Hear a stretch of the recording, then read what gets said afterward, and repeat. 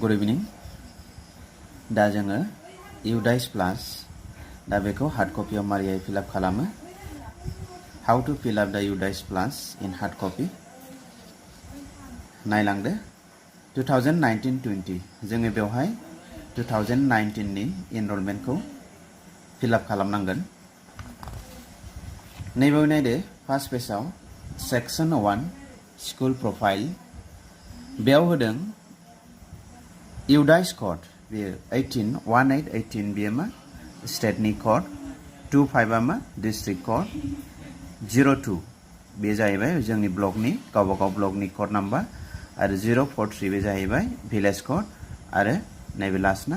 गावबागाव स्कुलनि कोड जागोन बेयो दा बेनि उनाव होदों जिअग्राफिकल लोकेशन लेटिट्युड एन्ड लंगिट्युड दा बे लेटिट्युड आरो लंगिट्युड खौ माबोरैहाय दिहुनो बेखौ माबोरैहाय फिल आप खालामो नायलांदो दा मबाइलाव नेटआ अन थानांगोन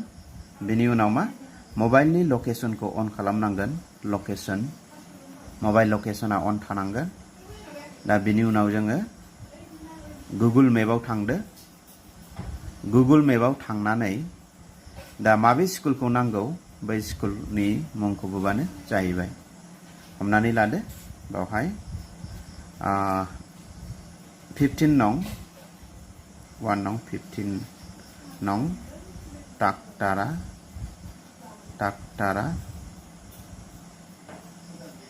JB स्कुल 15 नं टाकटारा JB स्कुल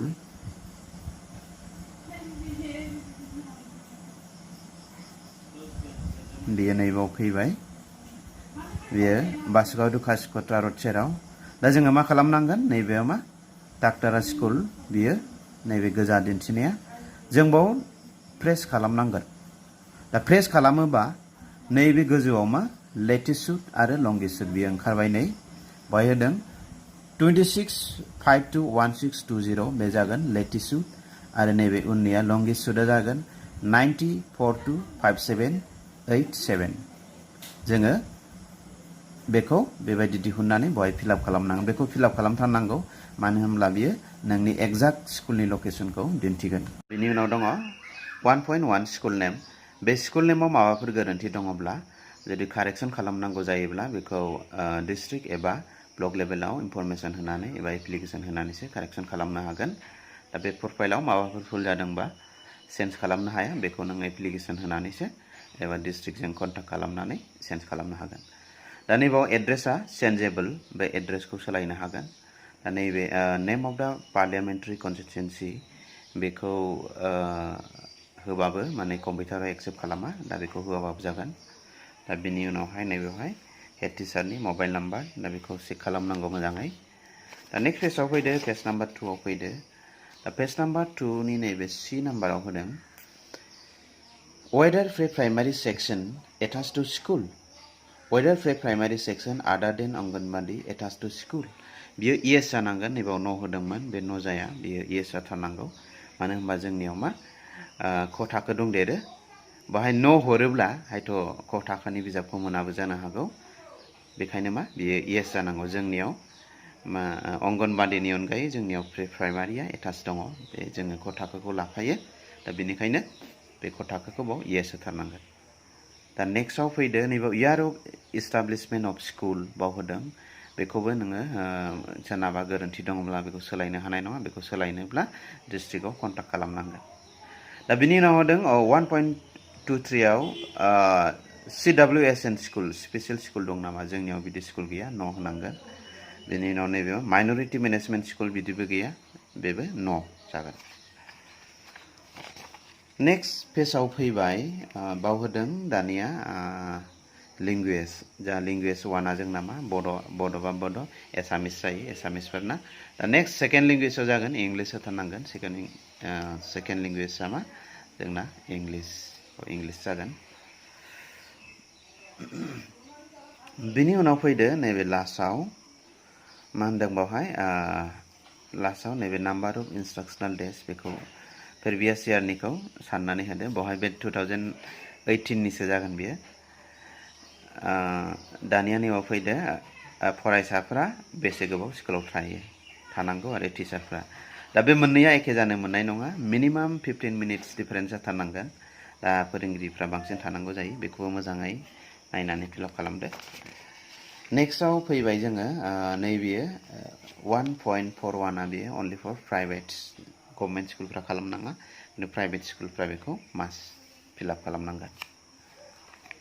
नेक्स्ट पेजआव फैदो बाव होदों नैबावहाय नेक्स्टआव 1.49 आव होदों नाम्बार अफ एकाडेमिक इन्सपेक्शन बावहाय मा टटेल इन्सपेक्शन बेसेबां खालामखो बेखौ होनांगोन सिआरसि बिअ डिअ एबा अफिसियेलफोरनिफ्राय सोर अफिसार थांदों बे टटेलखौ बावहाय होनांगोन बिनि उनाव मा सिआरसि लेभेलाव खेबबैसे थांदों बिआरसि बिअनिफ्राय खेबबैसे थांदों ओमफ्राय डिस्ट्रिक्ट लेभेलनिफ्राय खेबबैसे थांदों बेखौ फारि फारि होनांगोन बिनि उनाव गाहायाव दङ नैबावहाय एकाउन्ट नाम्बार बे एकाउन्ट नाम्बारखौबो मोजाङै चेक खालामनानै लानांगौ मानो होनबा एकाउन्ट नाम्बारावसो गासिबो बाजेट स्कुलनि बाजेटफ्रा बावहाय हाबगोन दा नेक्स्टआव फैदो फिजिकेल फेसिलिटिस एन्ड इकुइपमेन्ट जोबोर इम्पर्टेन्ट बियो इम्पर्टेन्ट बावहाय होदों total number of building blocks of the school बावहाय नोंनि बिल्डिं ब्लकआ मोनबैसे दङ बेखौ होनांगोन आरो बियो होनायनि ओरै रेसिय'आ काच्चा ना पाक्का ना आन्डार कनस्ट्राक्सन बेजों मा गोरोबनांगोन नङाबा बे कम्पिउटारा एक्सेप्ट खालामनाय नङा अनलाइन आपल'ड खालामनायाव दा बिनि उनाव फैदो टटेल क्लासरुमखौबो होदो बे क्लासरुमा नोंना मोनबैसे मोजां मोनबैसे गाज्रि दङ निड माइनर रिपेयार दा बेबो मिलायनांगोन नङाबा कम्पिउटारा एक्सेप्ट खालामनाय नङा नेक्स्टआव फैदो दा बिनि उनाव दङ ड्रिंकिं वाटार फेसिलिटिसआवबो नायदो हेन्ड पाम्प दंबा येस होदो जुदि दं खिन्थु माने फांसनाल नङाबा न' होनांगोन बावहाय दा प्रटेक्टेड अइल दैखर दङ खिन्थु फांसनाल नङाबा न' होनांगोन टेप वाटार दङ टेप दङ येस होनांगोन खिन्थु फांसनाल नङाबा न' होनांगोन बेखौबो मोजाङै नायनानै फिल आप खालामनांगौ गोबाङानो बेवहाय फुल जायो नेक्स्टआव फैबाय टटेल नाम्बार अफ मेडिकेल चेकआप बेखौथ' नायनानै बेसेबां थांदों बेखौ नायनानै होबानो जाबाय आङो अनलि इम्पर्टेन्टखौल' खोन्थालांनोसै मानो होनबा बे भिडिअआ जोबोद गोलाव जानो हागौ बेखायनो जेबो इम्पर्टेन्ट आं बेखौल' खोन्थालांगोन दा नैबाव होदों number of total staff in position साबैसे दङ बेखौ होदो ओमफ्राय साबैसेया आदार नाम्बार लिंक दङ बेखौ बाव होनांगौ नेक्स्ट पेजआव फैदो दानिया बे जाहैबाय टिचार प्रफाइल बेखौबो मोजाङै चेक खालामनांगोन टिचार प्रफाइल बिआरसि लेभेलाव नों खेबबैसे ट्रेनिं होखो बाव होनांगोन सिआरसि लेभेलाव खेबबैसे ट्रेनिं होदों डाइटनिफ्राय खेबबैसे आदार्स मेडिकेल डिजिस्टार मेनेजमेन्ट बिदि गोबां ट्रेनिं जायो दा बिसोरखौ नों खेबबैसे लादों बेखौ बाव नायनानै फज'नांगोन नेक्स्टआव नैबाव होनदों number of working days spend on non teaching assignment बे नन टिचिं एसाइनमेन्टआव नोङो खेबबैसे टाइम स्पेन्ड खालामदों एबा डेज बे डेजखौ बावहाय फज'नांगौ बेबो गोनां होथारनांगौ बिनि उनाव फैदो new admission enrolment and repeaters new admission दङबा नोंना प्रि प्राइमारियाव एबा एलकेजि आरो इउकेजि होदों बावहाय जोङो बेखौ फिल आप खालामथारनांगोन इउकेजिया जोंना मा जायो जों क्लास 1 बा 6 इयार जायो होमबा इउकेजि बा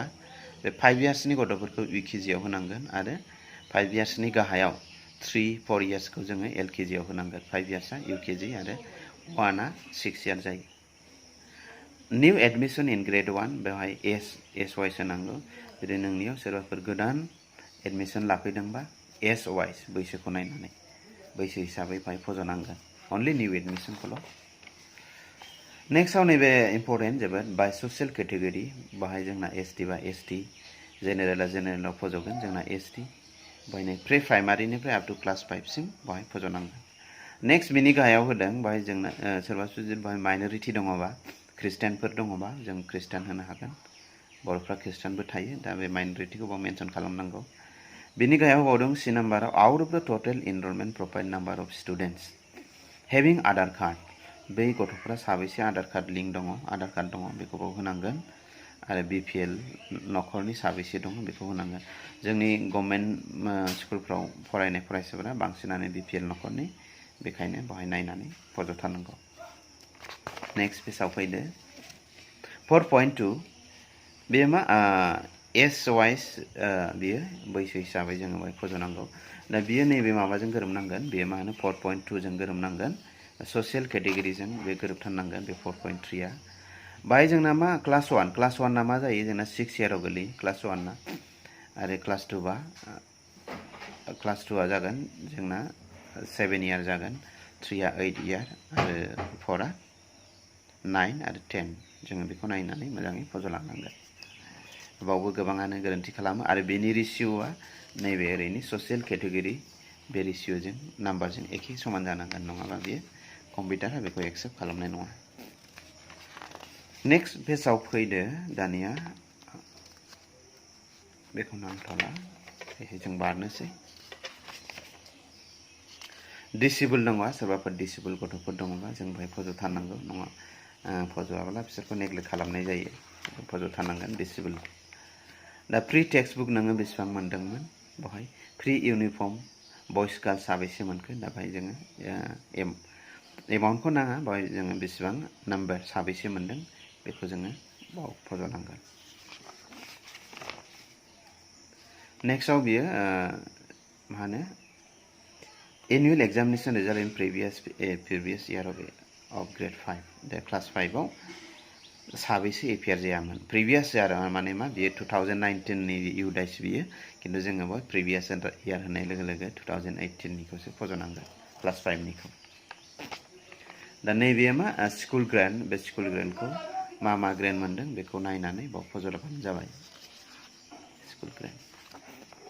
नेक्स्टआव नैबे फैदो सेक्सन 10 PGI एन्ड आदार इन्डिकेटर्स इम्पर्टेन्ट बियो बेखौ जोङो मोजाङै फरायनानै बेखौ येस ना बेखौ फिलआप खालामनांगौ मा होनदों फार्स्टआवनो आदार हुज इउनिक आइडि बे लिंक दङ आधार कार्ड सोरना लिंक दङ बेवहाय होनांगोन दा बिनि सायावनो स्कुलनि महरा बेरखाङो दा बेखौ मोजाङै स्टाडि खालामनानै नायनानै फरायनानै बेखौ होनांगौ दा नोंनि स्कुलनि इमेजआ बिनि सायावनो सोनारगोन ओंखायनो बेखौ मोजाङै फिलआप खालामनांगौ